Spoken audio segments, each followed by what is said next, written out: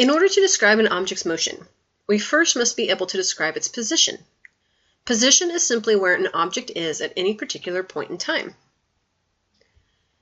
To do this properly, we must first establish a frame of reference and an origin.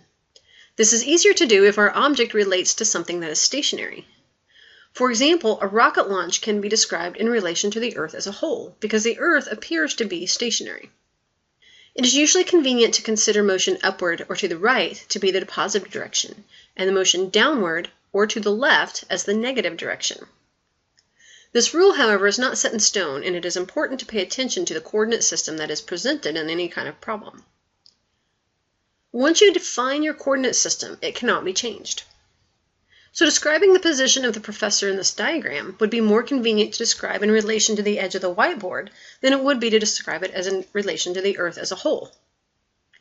In physics, position is given the notation of x as noted at the text at the bottom. Also at the bottom of the whiteboard is your first physics equation showing how to calculate the change in position. The triangle is the Greek letter delta. In science, we use this symbol to represent a change in a variable. So delta x refers to a change in position. To calculate the change is pretty easy. We simply subtract one position from the other. However, delta is very specific. You must always calculate the final value minus the initial value. In our example, our professor started 1.5 meters from the edge of the whiteboard.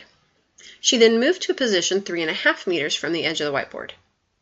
Her change in position is 3.5 minus 1.5 to give us a change in position of a positive 2.0 meters.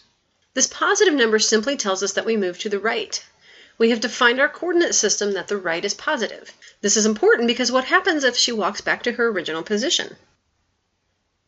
She now starts 3.5 meters from the edge and ends 1.5 meters from the edge. So in this case, her initial position is 3.5 meters from the edge of the whiteboard, and her final position is 1.5 meters from the edge of the whiteboard. She has still moved 2 meters, but now it is in the negative direction. So the plus and the minus signs simply indicate which direction she is moving. Now there are actually several different ways you will see this written. X final minus X initial, X2 minus X1, X minus X0. These are all the same things. Xi, X1, X0, those are all the initial positions. Xf, X2, and X are all the final positions. They're all the same thing, just another way to designate them.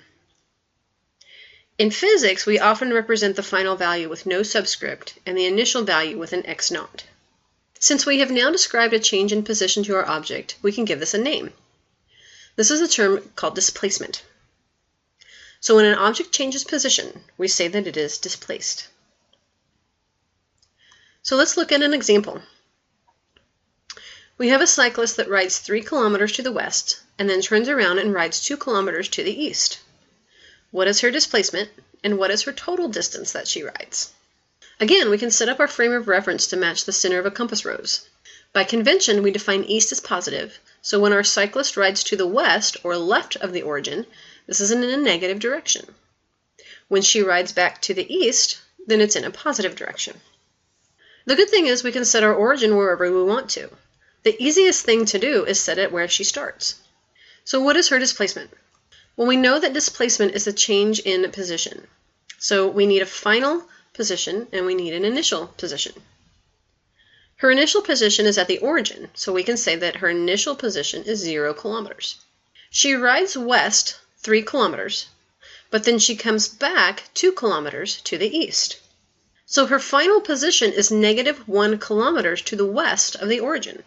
So negative 1 kilometers minus 0 kilometers gives us a displacement of negative 1 kilometers. The value 1 kilometer represents the magnitude of her displacement, while the negative represents the direction of her displacement. Because we indicated the direction of our description, we refer to this as a vector quantity. So displacement is a vector. Now you may be noticing that she traveled quite a ways to end up only 1 kilometer away from where she started. So displacement is not necessarily the same as the distance that is traveled. Initially she went 3 kilometers west, then came back 2 kilometers. So her total distance traveled is the 3 kilometers to the west and the 2 kilometers to the east, or 5 total kilometers. Notice this total displacement does not assign a direction to this value. We have a magnitude but not a direction. So because the distance traveled has a magnitude assigned, but direction is not included, we refer to this as a scalar quantity. So in describing an object's position, there's different ways that we can do it. The total distance traveled is just that. We take all of the distances in all directions and we add them all together. This would be the same as the odometer reading on your car. Displacement is how far away you are from where you actually started. Say you were to take a long trip and to come back home. If you traveled 100 miles in one direction and 100 miles in another direction, you actually traveled a very far distance. But your displacement, now that you're back home, is 0 because you ended up at the same place.